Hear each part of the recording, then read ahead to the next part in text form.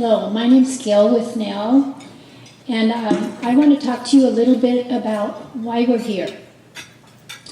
The Apostle Paul's powerful words written to the Colossian church have echoed down through the centuries. Christ in me, the hope of glory. One of my favorite writers and speakers of all time, Dr. Lloyd John Ogilvie, wrote a book back in 1970 called You Are Loved and Forgiven, and I love to teach from it because it's about Paul's letter to the Colossians. And in it he mentions 4 emotional needs every human being has. The first is to feel loved, the second to feel forgiven, the third to feel secure, and the fourth to have hope for the future.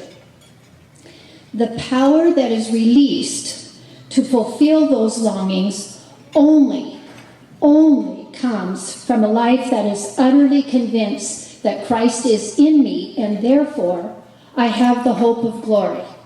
As the apostle wrote to that group of people, to know the Christ in whom are hidden all the treasures of wisdom and knowledge.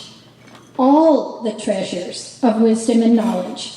Paul reassures the Colossians believers and those of us who have followed that Christ is the source of all the treasures of wisdom and knowledge given to us by the presence of the Holy Spirit, and we can appropriate them anytime, night or day, any particular situation we're in.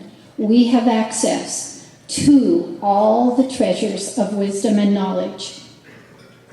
Paul told them these strong truths so that they would not be deceived by fine-sounding arguments.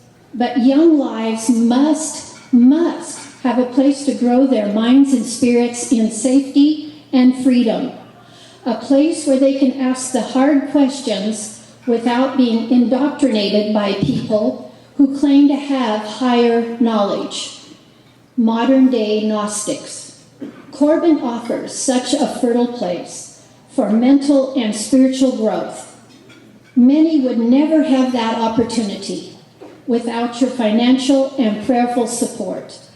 What kind of young men and women do we want to follow us, to govern, to preach, to teach, to secure justice, to treat medical needs, and to run a car business, or any business? Godly men and women whose faith and dependence on Christ is unshakable, settled, using Paul's letter, rooted, grounded, as Paul instructed the Colossian believers and all of us who read those scriptures today. Please help them in their spiritual formation. They are our hope. Hope that is built on nothing less than Jesus' blood and righteousness, as the old hymn said. They are our hope for good to overcome evil in an incredibly evil world. Please allow them the opportunity.